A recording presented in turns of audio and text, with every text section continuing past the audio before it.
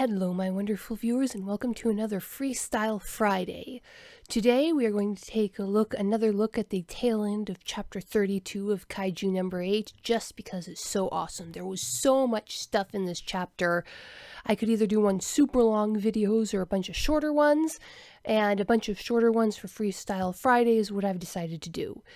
So, the big reveal. Kafka has sacrificed his secret, and he's pulled that giant punch to knock the Yoju bomb out of the way, and everybody saw him do it. And we have all of the reactions, and it's just so beautiful. Of course, you have the main cast reactions. Ichikawa and Kikoru are in the background. Kikoru's just shutting down. She is the creature of law and order, and Ichikawa is the creature of passion and compassion. And Kikoru knows that the 3rd Division has to take Kafka in. He's Kaiju number 8. He's a Kaiju. They have to bring him in. She's afraid they're going to experiment on him. She has the worst fears of the situation. But she is the daughter of the head of the defense force. She is the daughter of the defense force. And she will follow the regulations to the T, no matter how much it breaks her heart. Ichikawa, he's there to protect people. He's about compassion and passion. He is rushing forward, in some desperate attempt. Who knows what he's doing? He probably doesn't know what he's doing. It's not his turn with the brain cell that day. He just knows that he needs to go do something. He needs to go help Kafka. But of course, the main focus here of the final panel is on Mina and Hoshina. So Mina, in the panels leading up to this, she comes up to Kaiju number 8, who's standing there broken, battered, and bleeding from saving everybody's life. And first she calls him by his name, Kafka Habano. And then she just stops and her face goes blank and rigid, and you can see her fists curl up. She's clearly fighting all these internal emotions. She hates Kaiju with all of her being, and she has every reason to hate this Kaiju because she hasn't really had time to think about it, but the most obvious conclusion is that this Kaiju somehow took over her best friend's body. The most obvious conclusion to jump to is Kafka's dead, has been dead for who knows how long, and this Kaiju has just been walking around in his body. So her first instinct was probably one of rage and hatred, but she is also like Kikoru. She is a creature of order, of laws, of regulations. She is the captain of the 3rd Division, and she corrects herself. She says, no, Kaiju number 8. So she's addressing him as a Kaiju now, and he's looking at her and she's looking at him, and she's got a gun pointed at him, and she tells him she's taking him in, and she just looks like someone who has forced their body into compliance. No emotions showing, no matter how many emotions are teeming inside. And Kafka, he just looks so sad and so sorry and so apologetic, and all that just from the one eye that we can see. And the mastery of art in these panels. I mean, wow, even outside of context, just that one image of Kafka's face being revealed out from under Kaiju number 8's mask. How do they make that one manga eyeball look so sad? Okay, but anyway, the main point of my video, the emotional reactions of Hoshina and Mina. Mina is just this complex bundle of reactions you're looking at, because you know she hates Kaiju. You know she loves Kafka. They were childhood friends. She had given up on him. She had been angry at him, but she was just beginning to hope that he would fulfill his promise, and he was back there with her, and he was keeping her promise. And when all of her hope was lost, he was finally back with her, and they were going to achieve their dreams together. And then it's all snatched away from her in this one moment. But her reactions, they're so complex here. She wants to talk to Kafka. She wants it to be Kafka. But the officer in her has to deal with the Kaiju in front of her. So she addresses Kaiju number 8. But there's also, in her actions, there are these marks of trust. They've just seen that Kaiju number 8 is a 9.8. Now, the power scale of the Kaiju is clearly based on the Richter scale system. The Kaiju powers are clearly representative of or based off of the earthquake powers, where each number is 1,000 times more powerful. For instance, you have probably, no matter where you live, you've experienced a 1-point earthquake. You can't feel them. You can barely feel a 2-point earthquake, and a 2-point earthquake is 1,000 times more powerful than a 1-pointer. A 3-pointer, you're probably going to feel that depending on what kind of building you're in. 4-pointer, yeah, you're going to feel it. 5-point, that's where you start to get some damage. So a kaiju, I'm assuming, get 1,000 times more powerful. So Kafka here at 9.8 is nearly 1,000 times more powerful than kaiju number 10 was when it took both Mina and Hoshina working in tandem with the rest of the 3rd Division to bring him down. And we know that his limbs are utterly ruined, that he can't move, but they don't know that. They just saw him punch the bomb with extreme force, but they also know that he's the most powerful kaiju they've ever met. They have no way to tell that he's completely incapacitated. And Mina walks up to him within his strike range and pulls out her small sidearm. Now, those sidearms, they're not very powerful. I don't care how high your combat strength is, those sidearms are not particularly powerful. Not nearly as powerful as her rifle. And at that range, with even a fraction of his speed, Kaiju number 8 could dodge, disarm her, and be out of there in seconds. So she's walked into his strike zone. She's pulled the smallest weapon at her disposal, which might very well be the only weapon she has left, and she points it directly at him. And she says she's taking him in. She announces her intentions. This means that she fully expects him to comply. This is, on Mina's part, this is a massive show of trust in Kafka. She believes that Kafka's still in control of the body, that he's going to be reasonable, that he's going to surrender. And so even though she is clearly full of rage and anger and betrayal and fear and her love of Kafka, and it's all tangled up, she's still, the officer in her is in command. She's doing her duty, but she is, at the same time, she's showing a massive amount of trust in Kafka. She's saying, I'm trusting you not to kill me, not to go off the rails, not to escape. On the other hand, there might be part of her that's hoping that he does escape, hoping that she doesn't have to face the consequences of this, because the consequences are going to be messy and complicated no matter how they go down. She's going to have to sit in front of a court-martial and watch what they're going to do to Kafka. And she knows the system as well as Kikoru does. She knows it's likely that he might be diced up for parts. She might have to watch the organization she serves literally tear her best friend apart. And oh my goodness, this is so well done. It's all in this panel. Her trust in Kafka, her love for Kafka, her duty as an officer, her hatred of the kaiju. It's all there in these few lines, and oh my goodness, the art is so good. And like I said, again, the last panel in this chapter, that could be a classic painting or a classic pencil sketch, completely removed of any context from the manga. That's just an amazing piece of artwork. The man showing beneath the monster face, the monster face cracking and the man showing through. Okay. Now we've talked about Mina. Now Hoshina, the vice captain. Now it's just, remember, back in chapter 24, in universe, this fight has only been going on for a few hours at most, but probably right around an hour. And just an hour ago, Hoshina and Kafka were bonding in the training room. And remember, Kafka had walked in on Hoshina training to do battle with Kaiju number 8. And there was that hysterical scene where Kafka's watching Hoshina move, and he realizes that Hoshina is recreating the fight with Kaiju number 8, and Kafka just kind of drops from the mental trauma of reliving all those blade wounds again.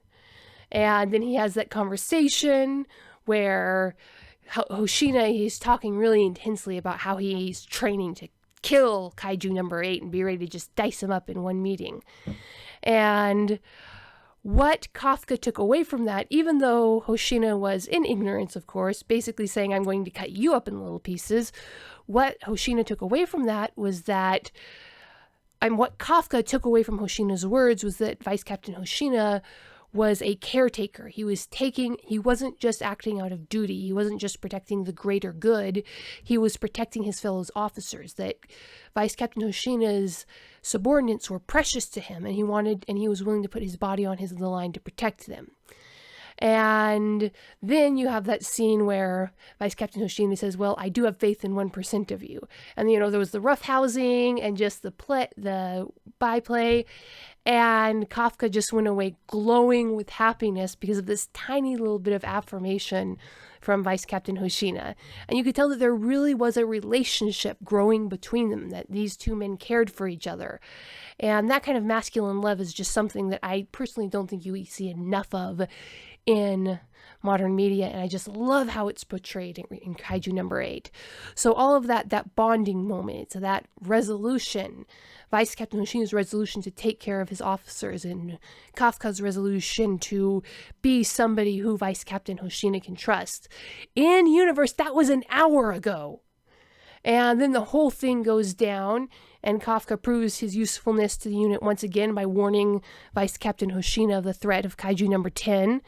And so Hoshina was ready for Kaiju number 10 when he showed up. And then, of course, there was the prolonged battle, chapters 25 to 31. And then Vice Captain Hoshina just pushes himself to the max and stalls Kaiju number 10 long enough for Mina to show up and blast the snot out of him. And then, of course, the Yoju bomb and the big reveal. And you get down to this final panel, second to last panel, and there you have Hoshina in the background, and he's not even looking at Kaiju number 8. And part of it, he's overheating, he's hot, he can't think as fast as he normally does, but he was still able to, in the fraction of the second when Kafka ran past him, he was able to put 2 and 2 together. Kafka was moving too fast. If Kafka was truly limited to 1% of his power, he could not be moving that fast. And that, you can kind of see it in his eyes. That's when everything clicked for Vice Captain Hoshina. And oh man, what a moment, what a brain-ripping moment that must have been. Because from the very beginning, from the day on the training field, Vice Captain Hoshina had suspected a connection between Kafka and Kaiju number 8. And he specifically accepted Kafka as a cadet into his unit to keep an eye on him and examine that connection between Kafka and Kaiju number 8. But then Kafka is Kafka. He's lovable. He is trustworthy. He's the ultimate Boy Scout. And Hoshina, a man of honor and dedication and a caretaker himself, that really resonated with him. And so he ends up promoting Kafka to general officer. And I think that's kind of when Hoshina, as he said, he turned a blind eye to the possibility. He hadn't forgotten the possibility, but he didn't want it to be true. And now it is true. And Kafka is a kaiju, and he was hiding from this, and he was hiding this from the team, and he was lying to the team, lying to Vice Captain Hoshina. But in that same instant where he sees Kafka sprinting past, and and the final link clicks into place, and he realizes that yes, Kafka is Kaiju number 8. The reason he's able to realize that is that Kaiju number 8 is out there about to sacrifice himself and put his own life on the line to protect the officers, which is kind of the core motivation we've seen in Hoshina. So this is Kafka being his most Kafka-esque. Oh man, that word is going to go such a tremendous cultural transformation. So you have Kafka out there being Kafka, putting himself on the line, jumping into danger without a thought to protect his teammates. And Hoshina sees that at the same moment as he's seeing Kafka as Kaiju number 8. And that must have been just heartrending for Hoshina. And when you're overheated and you're not thinking clearly, your emotions get raw and tender. And that just must have been horrible for Hoshina, because he knows exactly how much power he has. And it must be clearly in Hoshina's mind that, on the one, the betrayal, Kafka was lying to him. On the other hand, he can't protect Kafka. He's just a vice captain. Japanese Defense Force is this huge organization that's going to want to tear Kaiju number 8 apart into little pieces to find out what makes him tick. And there's nothing Hoshina's going to be able to do to protect him, or at least very little. And maybe that's in Mina's mind as well. Maybe that's why she's coming at him with this tiny little gun that won't be able to touch him. And maybe that's why Vice Captain Hoshina has turned to the side. He's not looking at Kafka. So he doesn't see the moment when Kafka breaks and makes a run for it. Maybe he just feels so betrayed that he can't look Kafka in the eyes. Or maybe he's like Mina, they're just doing their best to give Kafka a chance to run if he takes the choice, because that might be all they think they can do for him. On the other hand, Mina, who probably knows Kafka better, probably knows that it's probably in him to surrender. And if it was left between these three, because the lesser general officers in the background, even though they've got their larger guns trained on him, that's really nothing for Kaiju number 8 if he has any mobility left at all. The only threats to him in that situation are Hoshina, who's already maxed out and overheated and can barely move, Mina, who went well past her limits with taking out Kaiju number 10 and is probably on the brink of an overheat herself. But they're not the only elements. But let's just focus on their emotions.